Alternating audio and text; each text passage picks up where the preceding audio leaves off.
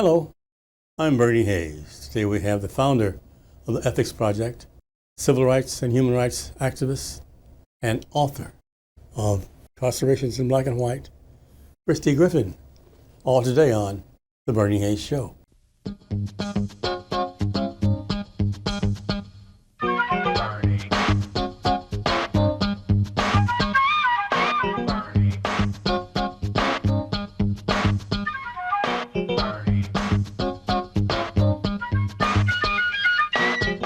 And welcome back. I'm Bernie Hayes, and my guest is Christi Griffin. Ms. Griffin, how are you?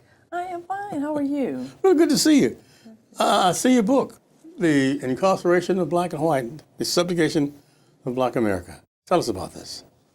So this is the second book that I wrote, and it focuses on basically our prison system and how it is being used truly to re-subjugate Black Americans as well as others into a prison system that is the undergirding of our economic base in the United States. And so it's bringing to the attention of the American people just how many lives are being broken and stolen and families destroyed by a system that is imprisoning people for small infractions, when we see right now in particular so many people committing corporate crimes and being slapped on the hands. The Ethics Project, tell us, you're the founder, tell us what it is.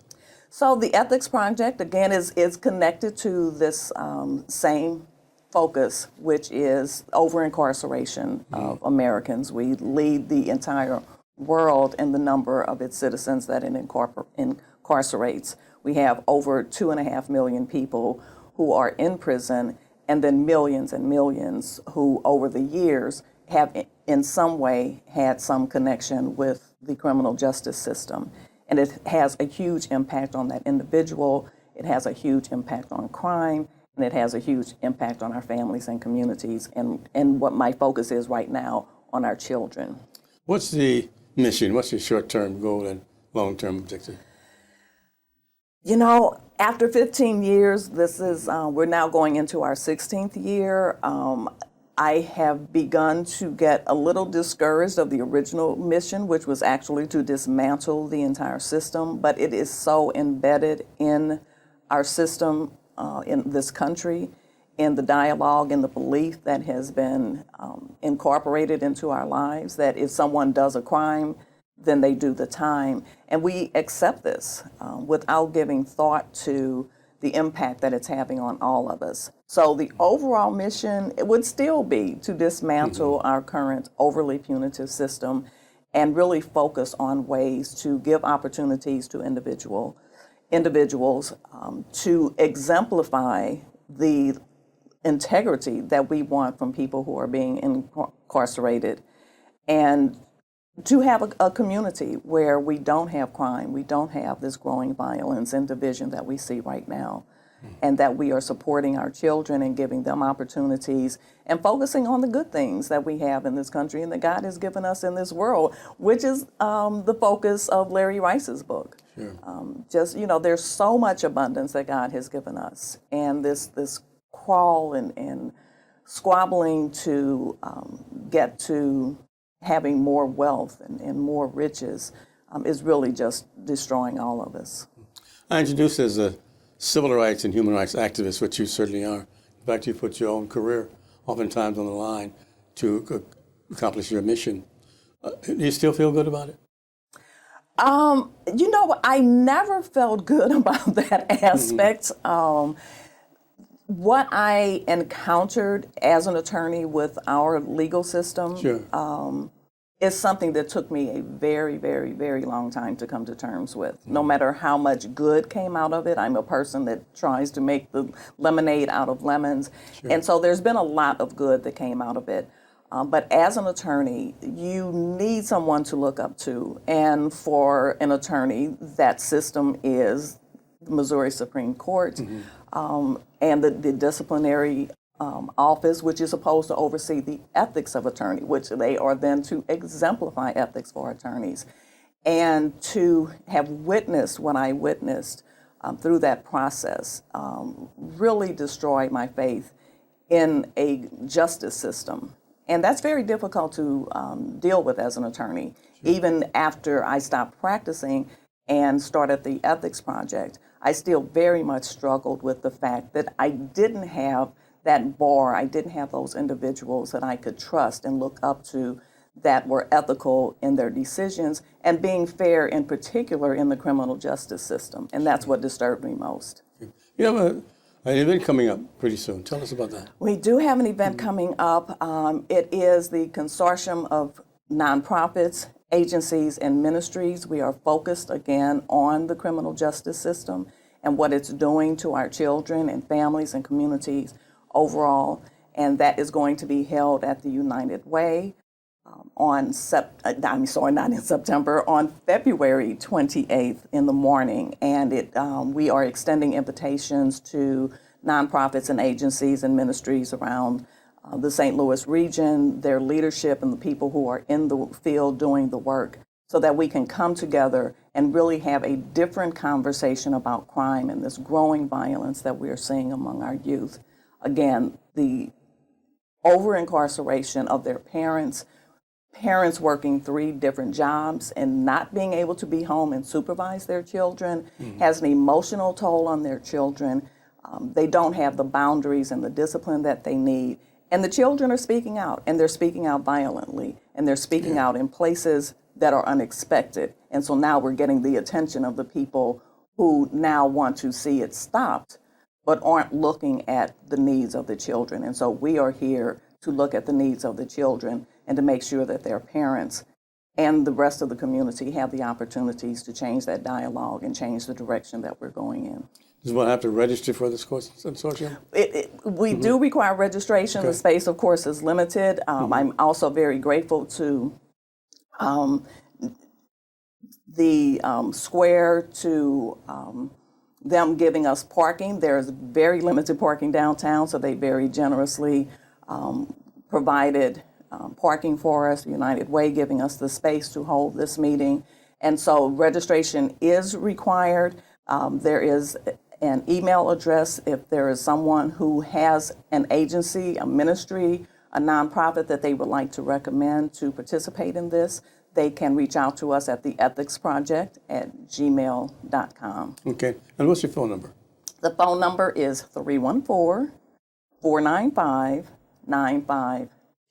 Okay. And is there a limit on the date of registration? Is there a time limit to register? The only time limit on the registration would be before the 28th and to the point that we reach capacity. Okay. And where is the United Way located exactly? The United Way is located downtown on 10th Street. In the United Way building. It's very close to the St. Louis Board of Education. If anyone is familiar with that, it's right at 10th and Cole. Okay, 10th and Cole. Okay, it's near the old Post-Dispatch building. It's near the Post-Dispatch, exactly. Yeah, okay. Near Martin Luther King Drive. Exactly. Okay. The book itself, I want to come back and talk about that also. But why did you feel a need for this particular consortium? I mean, is it something that's burning in your soul there? There actually is, and I appreciate that question. For many years while I was practicing law, I really wanted to get back into the classroom. I was raised by an educator. My mother was an educator. She taught in the St. Louis public schools and then was an administrator for over 40 years. And I had enjoyed, before going to law school, had enjoyed acting as a long-term substitute teacher and really enjoyed it. It was very challenging, particularly a 4th grade class that I had that had a number of students. This was before they started limiting class sizes. And would be able to go in and really communicate with the children and get them to rise to their level of excellence and capabilities. And I had wanted to go back for many, many, many years, but was busy practicing law and then running the Ethics Project. And I finally went back in October, and I was given a 4th grade class as I requested, and in 3.5 days, and I am still being emotionally triggered right now, in 3.5 days, I literally saw how traumatized and how damaged so many of our children are by this system, with their parents being taken out of the home, Sure. living in poverty, living with the gun violence, living with trauma in general, domestic violence, with parents, again, living, having to work 3 jobs and still not be able to make ends meet. Not having the supervision or being supervised by someone that they may not need to be supervised by. So we are, definitely, that is the motivation behind the consortium, is to bring together these agencies that are hands-on with these children to be able to change that conversation and start doing things differently. Okay. My guest is Christi Griffin, the project author and owner and founder of the Ethics Project. And we're talking about a consortium they're having very, very soon to help all the families. We'll be right back with Christi Griffin after this. Will you help New Life Evangelistic Center get back into 1411 Locust Street? Your tax-deductible gifts are urgently needed at this particular time, and there's many different ways that we're working to get back in that facility. One of the ways is to continue to inform the community through the Bernie Hayes Show and other programs. And if you haven't supported the Bernie Hayes Show and the work of New Life Evangelistic Center, please do it now. It's urgently needed. Your gifts are deeply appreciated. So many homeless people are waiting to get back into 1411 Locust, and so many others need the direct help that New Life is trying to provide at this time, but it's facing some real financial needs, and that's why your gift is very, very important. And to express our thankfulness for all of you that are sharing your gifts, we want to send you this special Bernie Hayes cup. It's my wife's favorite drinking cup. She loves to drink out of this cup, and this is actually the only coffee cup she wants to use is the Bernie Hayes cup.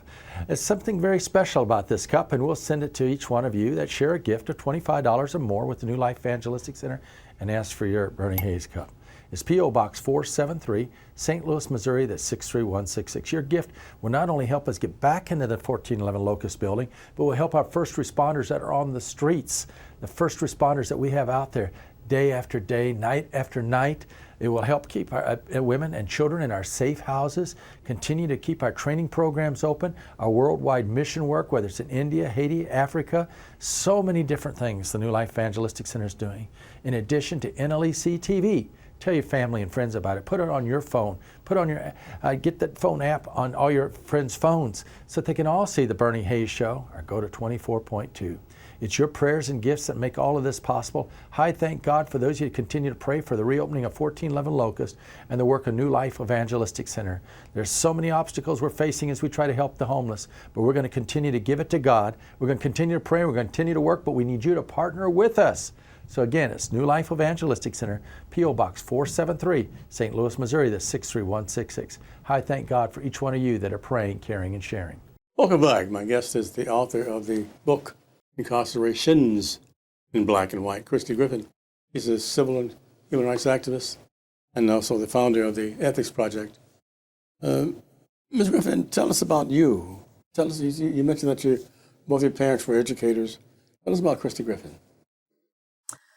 I'm a St. Louisan, born and bred here, attended Blessed Sacrament grade school for 10 years, which is another story of what the impact that I've seen of over-incarceration and lack of opportunity within the Black community. Went to Xavier High School, since that is a typical question asked in St. Louis, and then it's a private all-girls Catholic high school. We are having, I will not say which reunion coming up, but one of our reunions is coming up very shortly this June. And then attended Webster College, which is now Webster University, and then attended St. Louis University School of Law. And so all of my education has been right here in St. Louis. Grew up in North St. Louis, right by this, what used to be the St. Louis Public School Stadium, which was just an absolute paradise. And after practicing law for 23 years and experiencing the injustice within our criminal, not in our criminal justice system, within our legal system, began the Ethics Project, and that has been the focus of my work for the last 15 years. We know about this book here, Incarcerations in Black and White. You have a new book coming out, I understand. I do have a new book coming out. I actually have 2 books that I have been working on for a while, actually 3. And I write on them periodically, and they are literally in bits and pieces in different places. And so now it really takes the discipline. Writing is one thing, then the discipline of bringing it all together. But that particular book is talking about the journey that I have gone through and the struggles within the legal system, and then these last 15 years, what has been encountered in the Ethics Project. I had no idea when or why God called me to this work. It really came as quite a surprise. I never practiced criminal law the entire time I practiced law. And so being in this space now was very surprising to me, but it's something that's very necessary. And it's something, people are busy with their own lives, and particularly in North St. Louis, many of us have been victims of crime. I have multiple times have been the victims of crime. And so changing our attitude about stopping crime. We will also be holding a summit coming up later this spring, again, to change the conversation about public safety and about how we address crime. So we have one more time, we have the Missouri legislature who is trying to focus more on prosecutions. The conversations in the media, each time there is a crime committed, the focus is on punishment and prosecution and imprisoning someone, as opposed to having conversations about making reasonable and fair wages available, having jobs available, having capital, and as someone mentioned yesterday, having those commercial spaces available for people to be able to open their business and have that brick and mortar space to be able to have a living for their family. Sure. The state of Missouri recently have executed 3 people. What's your take on that? I actually worked with the appellate team for, I'm drawing a blank now. Kevin Johnson. Kevin Johnson, Sure. Thank you very much. For Kevin Johnson, when that incident first happened, my heart went out to him. Then I could just imagine what he felt like as a young man, observing what had happened to his son and what he saw as the indifference of the officer that was involved. And years later, as he approached his execution, I would say maybe 3 years ago, he reached out to me for assistance, which, I don't practice law again, don't practice criminal law, but I did, he connected me with his appellate team, and I pulled together a team of people to advise his appellate team. And we went from there, but they focused mostly on the legal aspects of it, which I knew was not going to be successful. So I communicated with him throughout those later years. And, the Bible is very clear. You do not kill. And that applies to the state as well as to anyone else.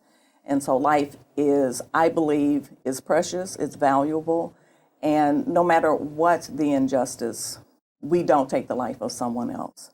And I think it's very important that we consider what we're doing when we make those decisions, when you discount the fact that we know that the brain of an individual is not fully developed until they're 25 years old, and that he was 19 at the time. Other people, that have been executed, their brains have not been fully developed.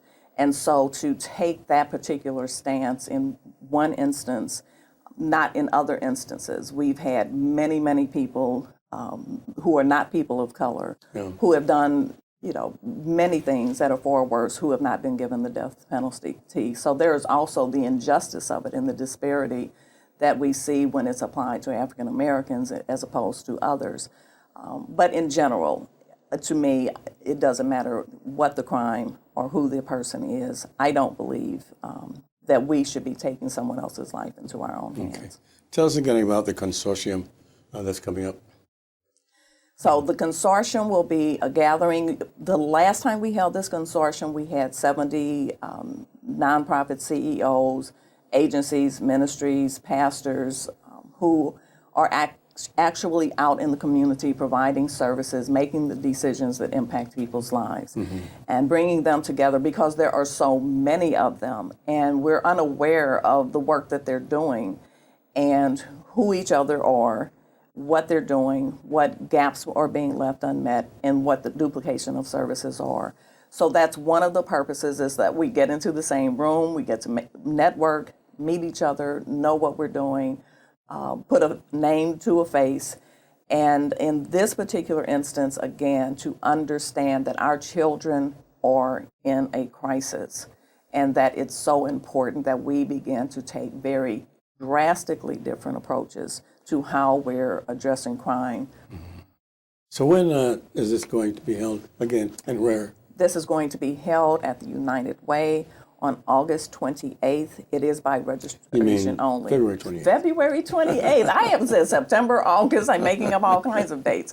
Okay. But on February 28th, and it is strictly by registration only. The United Way building is actually closed that early in the morning.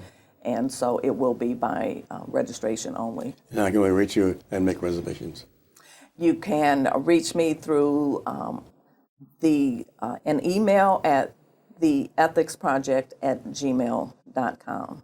And there's a phone number? And the phone number is 314-495-9528. Thank you. We're at the New Life Evangelistic Center, 2428 Woodson Road in Overland, Missouri. And Reverend Larry Rice has been here 51 years, doing things for those in need, for persons in need, and for people in need. You know, we'll be back and talk about that a little bit later. But right in the meantime, we have the author and the founder of the Ethics Project, Christi Griffin. And we'll be right back with Christi Griffin after this. These are very difficult times, and so many people are giving up. I want you to experience hope in the midst of God's cathedral of creation. And that's why I have a free book that I want to send you, so that hope can begin to flow in your life. And you'll be encouraged to go out in the middle of creation and hear the birds and the trees and all of creation speak hope to you. Now, I'll send this to you absolutely free of charge. All you have to do is just write me, Larry Rice, at P.O. Box 473, St. Louis, Missouri. That's 63166. Or you can call 314-421-302 and request your free copy of Experiencing Hope in God's Creation. We need hope right now. And hope is just right there, ready to fill you. You may be in a dark, dirty, lonely place at this moment. I have a whole chapter on that, how seeds are planted there and how they sprout. That and much more, right here. Just write me at P.O. Box 473, St. Louis, Missouri. That's 63166, and receive your free copy. Today's subject, Thurgood Marshall. Born in Maryland in 1908. In 1930, he applied to the University of Maryland Law School, but was denied admission because he was black. Thurgood sought admission and was accepted at the Howard University Law School that same year and came under the influence of the dynamic new dean, Charles Hamilton Houston. Paramount in Houston's outlook was a need to overturn the 1898 Supreme Court ruling, Plessy versus Ferguson, which established the legal doctrine called separate but equal. Thurgood Marshall later became the chief counsel for the National Association for the Advancement of Colored People. After amassing an impressive record of Supreme Court challenges to state-sponsored discrimination, including the landmark Brown versus Board of Education decision in 1954, President John F. Kennedy appointed Thurgood Marshall to the U.S. Court of Appeals for the 2nd District. On June 13, 1967, President Lyndon B. Johnson nominated Thurgood Marshall to fill the seat of retiring U.S. Supreme Court Justice Tom Clark. Marshall served on the court until his death, January 24, 1993. An empty cross means so many things to so many different people. In and of itself, it's one of the worst forms of execution that's taken place in human history. But to realize what took place at that dynamic moment when Jesus Christ died on that cross for your sins and my sins, and then illustrated how he conquered death by engaging in a physical revolution, a resurrection, it transforms everything. It offers us hope both now and for all eternity. So to see an empty cross and truly know that Christ is risen offers us encouragement, not only now in the midst of trials and tribulations, every type coming at us, but it offers us hope for all eternity. If you've never committed your life to Christ, I want to encourage you to do it at this time. We'd be happy to pray for you if you call us at 314-421-302. But you can just bow your head and say, Lord Jesus, please forgive me for my sins and help me to live for you for all eternity. Then get into the Word of God and let His light and love flow through you.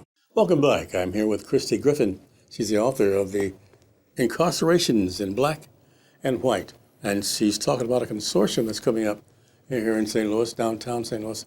Bob Dimmler asked a question, Christi. The consortium that's going to be held on the 28th of February, is it free? And is it parking free and so forth? Tell us Yes, about that. it is free. There's no cost for participating in the consortium. There's an opportunity to make a donation if an individual would like to make a donation. That would certainly help, but it is absolutely free. And Jill McKelvey, who is one of the co-founders of Square, who actually is from St. Louis and has the headquarters of Square in St. Louis, they are providing free parking for participants. And that information will be shared once the registration has been completed. And we're just really encouraging nonprofits and agencies and ministries to participate. Once again, tell us about the phone number and the address. I think they reach you by Gmail. The phone number is 314-495-9528. And the Gmail address is theethicsproject@gmail.com. And what is the last date for registration? The last date for registration will be when we reach capacity. Okay. So, So they can go just on. the sooner the better they can go on. Registration will remain open up until the day before the consortium. However, we do anticipate having full capacity, so we encourage registration beforehand. We have about 3 minutes left. Tell us once again the purpose, what you hope to gain from this particular consortium that you're having. What we hope to gain from this particular consortium is that people understand the crisis that we're facing right now, that we have come to a head. Mass incarceration began in the 1980s, along with, which has been admitted, the infusion of drugs into African American neighborhoods, and then the resulting crime, and then the over-incarceration of individuals who became involved in drugs and involved in crimes as a result of that. And we are now seeing, 40 years later, the impact that mass incarceration is having, taking our men out of the communities, taking even our mothers out of the community and away from their children, and the residual effect that it's now having economically, emotionally, spiritually, and mentally. And the experience that I saw in a public school classroom in October, even knowing from my perspective of having done the research and seeing the data, I had no idea until I was actually with these children. The just extraordinary impact that it's had on them emotionally. Okay. And is then having on the teachers who are trying to be able to teach them and support them emotionally. It's traumatizing them as well. Well, again, for those who want to participate, how can they reach you? How can they register? And when is it and where? So for those who would like to participate, who are in the leadership of a nonprofit, an agency, or a ministry, a church, of any organization, it's 314-495-9528, or they can send an email to theethicsproject@gmail.com, and we will provide the registration link. And what time in the morning is that at the? We will start at 8 o'clock, and we will end the actual consortium itself at 9:30, and then networking until 10 o'clock. Christi Griffin, it's always a pleasure to have you here. It's a pleasure. Can you still get the book online? And they can still get the book online, yes. Wonderful. And I want to thank each and every one of you for being with us today. I'm Bernie Hayes, and Christi Griffin is my guest who wants to participate in this consortium she's having on the 28th of February at the United Way. And don't forget now, support the New Life Evangelistic Center, 2428 Woodson Road in Overland, Missouri. I'm Bernie Hayes. Have a great day, and continue to support Reverend Larry Rice. Have a great day.